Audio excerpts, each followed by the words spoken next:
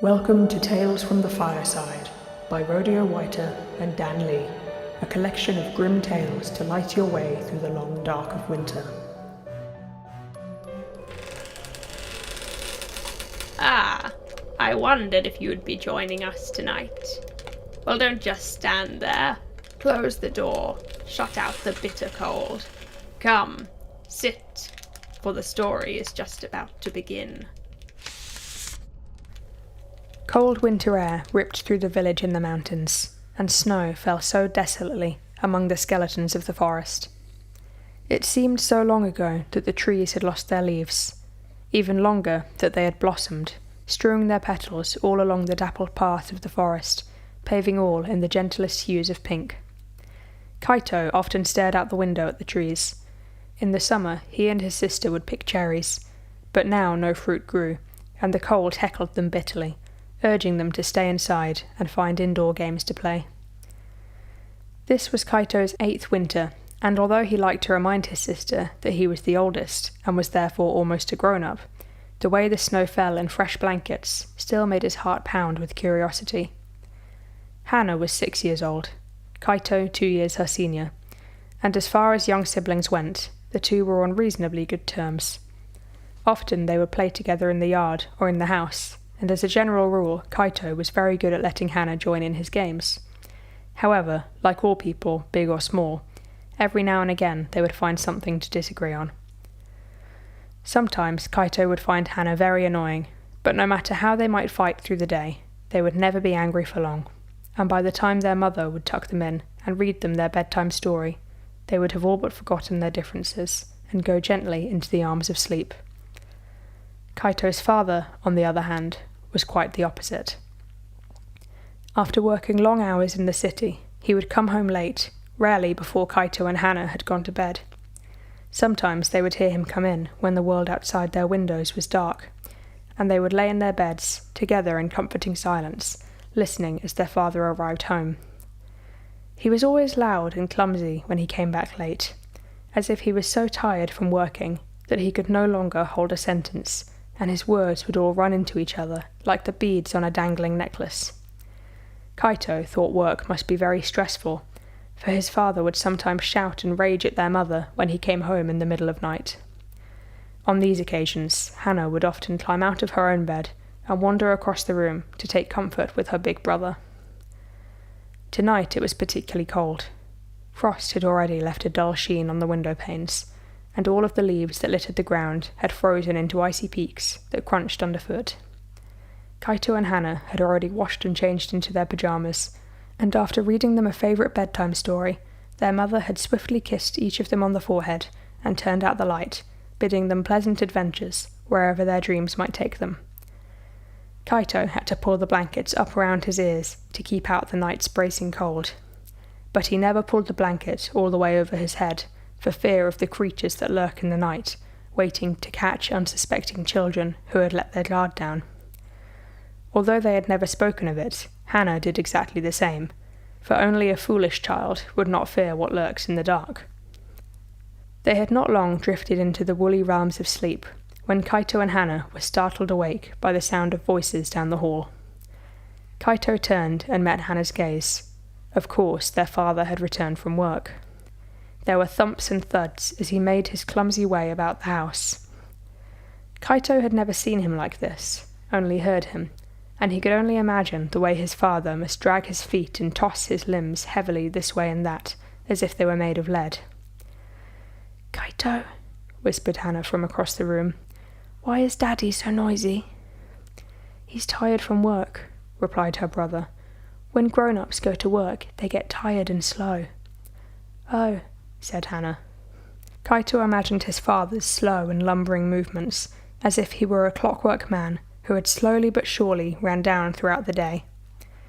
Now they could hear muffled voices.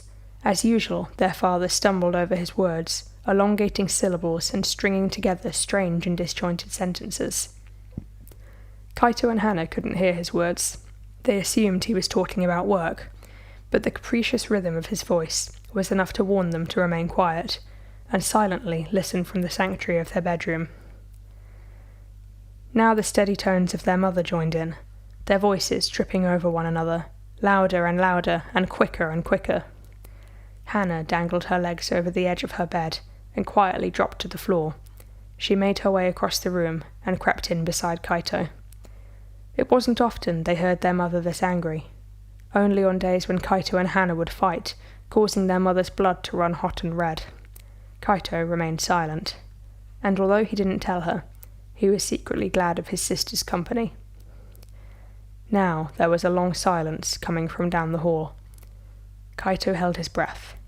Then his mother's muffled voice blossomed out of the dark again.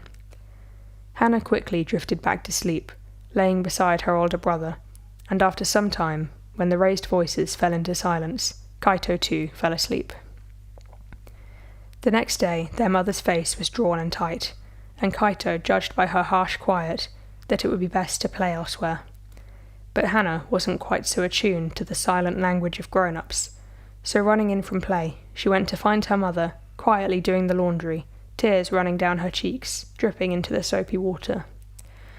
"Why are you crying, Mama?" asked Hannah, putting a comforting arm around her mother as far as it would reach.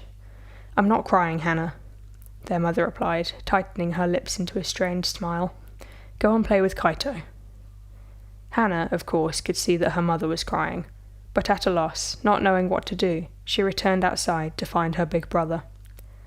Together, Hannah and Kaito sat on the old stump beneath the trees, just inside the secret shade of the forest. Their cheeks were rosy from the biting cold as their breath bloomed out in front of them.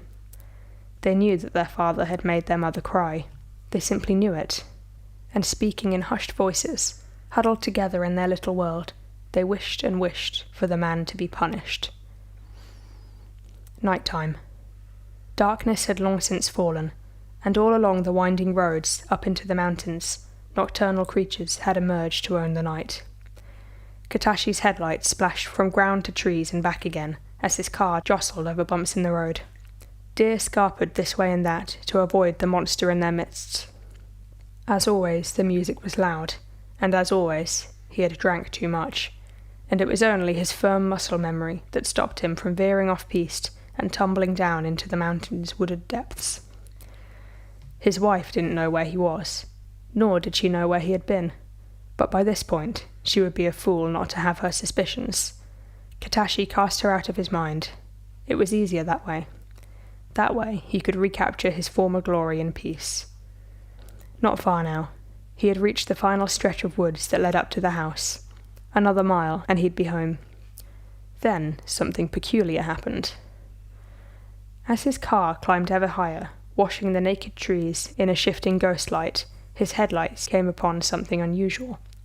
For standing at the side of the road was a woman. Katashi stared, leaning into the passenger window to get a better look, and as he passed, he slammed the brakes, halting a short distance in front of her. The phantom red of his taillights doused her in a whorish glare. She was slender. Her eyes were like ponds in the half-light, and although the night was cold, the hem of her skirt barely graced her knees. Katashi's lip curled. The woman hurried to approach the car, her high-heeled shoes clicking crisply against the frozen earth as she clutched herself to keep warm. "Thank you for stopping," she said, leaning in through the passenger window. "I'm alone out here, and I need help getting home." "You do?" asked Katashi, in a way he thought was charming. "Yes. Could you help me?" Katashi simply smiled. "Get in." The woman, thanking him, opened the door and got in, out of the bitter cold. "I don't live far," began the woman, "just a few miles into the village." Katashi smiled drunkenly. Then he leaned over the woman, grasping the seatbelt with clumsy fingers. "You need your seatbelt," he slurred, still leaning across her and pulling the seatbelt into its slot. "Thank you," said the woman unsurely. Katashi remained, leering over her, having fastened her into place. His unwieldy, lumbering hand graced her knee, squeezed tighter, crawled higher up onto her thigh, and then he leaned in to insist a sickly kiss. The woman did not pull away. Katashi's mouth pressed to the woman's lips, his lecherous inhales rattled audibly in their proximity. Then he stopped. There was a scratching at the back of his throat. Something moving. He recoiled, clawing at his neck, at his jaw, in a futile bid to get it out. The terrible scratching and scrabbling had grown, not just in the back of his throat now, but on his tongue, across his teeth, delving into the furrow of his gums. He looked frantically to the woman, who simply gazed back and smiled sweetly. Katashi opened his mouth, and from his lips came the spiders. Coarse black hairs on skeletal legs welled from his mouth in writhing torrents. Fat brown bodies snagged on his teeth, and twitching pincers skittered dangerously across his tongue. He screamed endlessly, tears coursing from his eyes and slicking the bodies of the scurrying mass. Still the woman smiled. Katashi, sobered by the adrenaline, fumbled the door open and rolled out onto the mountain path. He coughed and spluttered on hands and knees, hacking the vile stragglers out of his throat. His tongue was thick with hairs that had snagged, and his bottom lip had swollen into rubbery blisters where the spiders had sunk their teeth. Thump. He heard the car door swing shut. He scrambled to his feet and stood quaking in the road, his knees weak and unstable. The woman stood in darkness beside the passenger door, her slender form haloed in the residual glow of the tail lights. Then she began to move, slinking forwards into the light. Her movement was smooth, inhumanly so, and as she stepped out in front of the car, Katashi reeled in horror, for beneath her supple torso, her body descended into that of a spider. Her thick black legs crunched horribly as they pounded the frozen earth beneath the weight of that engorged abdomen. The woman slunk towards Katashi and smiled. Katashi ran. His legs took on a phantom strength and pumped wildly into the night. He hadn't ran in years. He could hear those horrible thuds skittering behind him, closer and closer. Sweat chilled him, and his shirt clung to his back, his whole body tingling with the rush of his flight. He could hear her getting closer, then surging up into the tree line above the road. His breath was catching in his throat. Where was she? Was she still in the trees? Was she still behind him? He glanced around furtively, but saw nothing in the blackness. Far behind him, his car sat, still with one door hanging open, its headlights blaring wildly into the road ahead, like the watchful eyes of some hulking monster. He was almost at the house. If he could just get home, just get inside and slam the door after him, maybe he would be safe. Maybe that creature would stay in the forest and prey on someone else tonight. The lights of home filled him with relief. It flooded his lungs and made him feel lightheaded. Kaito and Hana were tucked up in bed. Their mother had long since read them their bedtime story and bid them have beautiful dreams. But at the sound of their father's cries, they awoke. "Kaito," said Hana, "Daddy sounds scared." Kaito climbed out of bed and tiptoed across the room to stand by the window. Hana knelt up in bed and shuffled closer on her knees. Together they shifted the curtain and peered out into the yard below. They could hear cries coming from down the stairs. Their father had already fled, whimpering into the house, slamming the door behind him. But who was the woman standing in the light of the window and cradling something in her arms? "She's got a baby," said Hana. "I know," replied Kaito. "Maybe she needs help. It's cold outside." Hana nodded and clambered out of bed. Kaito was already pulling on his boots over his pyjama trousers, and once the two of them had buttoned their coats, they slunk quietly out of the bedroom. Their mother was speaking in soothing tones, trying to coax the story out of their father. Judging by the sounds they heard, he was weeping and whimpering in the living room. Kaito and Hana crept so quietly towards the front door, and looking over his shoulder to make sure they hadn't been heard, Kaito slowly twisted the knob and pulled the door to. The children stepped outside. In the yard the woman stood, clutching a bundle to her chest. Although she wore warm clothes, Kaito could guess that something was wrong by the fact that she was alone and out here in the mountains at night. "Are you okay?" he asked her quietly. "I'm lost," replied the woman. "My baby is cold. We need to find shelter." Kaito looked around, wary of letting her inside with his parents acting so strangely. But he couldn't leave her out here. The winter wind was biting tonight. "I know your father," said the woman. We both work in the city. I'm sure he'd help me if he knew I was here." Hannah had already plodded over to the woman and taken her by the hand. The woman stooped slightly to maintain Hannah's grip as she was led towards the front door. "Thank you," she said with earnest. "Thank you so much." And Hannah led her into the house. Kaito followed, shutting the door behind them. "I'll tell Mama and Daddy," said Kaito, taking responsibility. "You wait here." The woman nodded, and Hannah smiled at her. Kaito took a deep breath and tiptoed towards the living room. Of course, he didn't know why he was tiptoeing. Soon enough his parents would know that he was out of bed. But somehow, keeping it a secret for as long as possible seemed to be the preferable option. He pushed the living room door open. "Kaito," said his mother, "what are you doing out of bed?" His father was curled up in a crumpled heap on the floor, his mother kneeling beside him with a concerned crease in her brow. "There's a lady here," said Kaito. "She says she knows Daddy." Now his mother's face transformed into one on the verge of anger. Kaito only saw this face when he and his sister had been fighting. "A lady?" she asked, her voice like steel. Kaito simply nodded. His mother stood up, leaving his father to fend for himself, and breezed past Kaito and out into the hallway. There she stopped, seeing the woman clutching her child, dishevelled and alone in the night. The two women's eyes locked. "I'm sorry for the intrusion," mumbled the woman, but Kaito's mother did not reply. She simply marched back into the living room and slapped her husband plainly across the cheek. Startled, he looked up at her, revealing his weeping eyes and the sores around his mouth. His wife stared down at him, fire burning in her eyes. She pointed out into the hall. Kaito and Hannah, seeing the anger on their mother's face, retreated up the stairs to peep down from the banisters. Katashi stood on trembling legs and stepped slowly through into the hall. There he saw the woman with the baby. "No," he muttered. "No, no, no, no." Gaining strength with each utterance, he paced quickly into the hall and shoved the woman away. A hand fluttered to his wife's lips, but he ignored it entirely. Grabbing the woman by the scruff of her neck, he wrenched the door open and turned her out into the night. She staggered, tightly clutching the bundle in her arms, and turned back to cast one tragic look into the house before Katashi slammed the door behind her. Kaito and Hannah were shocked. "What do you think you're doing?" demanded their mother. Katashi was at a loss for words. How could he sum up the night's events in a way his family would understand?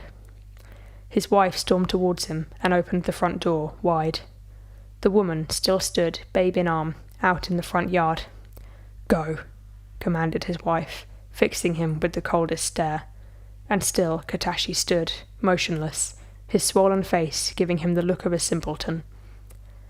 All of a sudden, his wife's anger overspilled, and the children watched as she peppered him with slaps, forcing him out of the house and into the cold of night. "You can collect your things next week," said his wife, and without another glance, she slammed the door in his dumbstruck face. Then she marched straight upstairs and took both of her children by the hands. "Come on," she said, her tones uncomfortably soothing. "Let's take you back to bed." Outside, Katashi turned from the forbidden comfort of his home and looked the woman in the face. She looked fragile, frightened and furtive, like a doe staring into the crosshairs. She wore a long coat, and trouser legs jutted from beneath, and her face was different. He hadn't noticed it inside. He had been too scared, too on edge. But this was a different woman. Nervously, cautiously, he took one step towards her. "Who are you?" he asked, and her eyes widened. "You," she began. "You don't remember me?" And a single tear rolled down her cheek. Katashi was stunned. He started, but no words sprung from his swollen tongue. The woman simply wept and held out to him the bundle from her arms. "This belongs to you," she said softly, and Katashi, shell-shocked, took another step closer, a horrible silence ringing in his ears. Upstairs, surely his wife was putting the two children to bed. This wasn't his child. This surely wasn't his child. Was it? Katashi swallowed hard, knowing full well that it could be.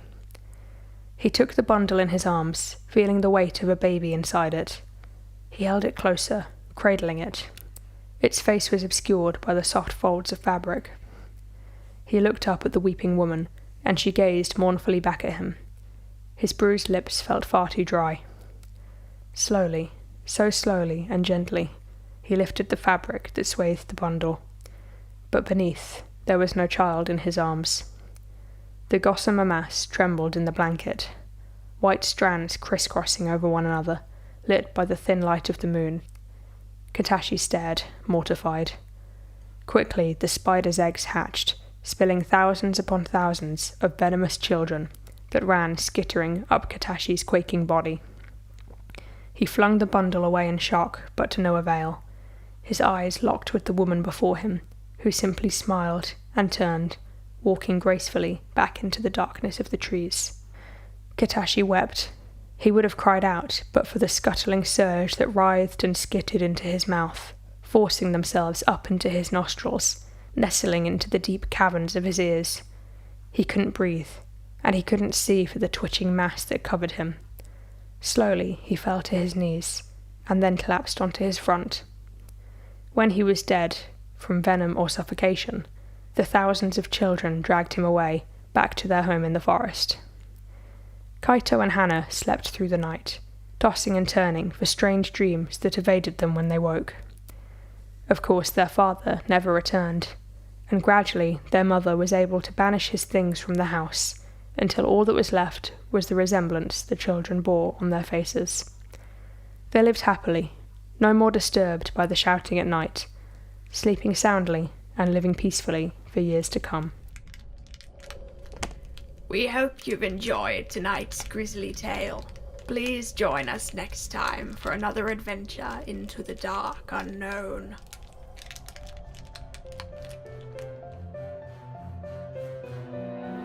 Thank you for listening to Tales from the Fireside, written by Rodeo Whiter and Dan Lee, and produced by RODEAX.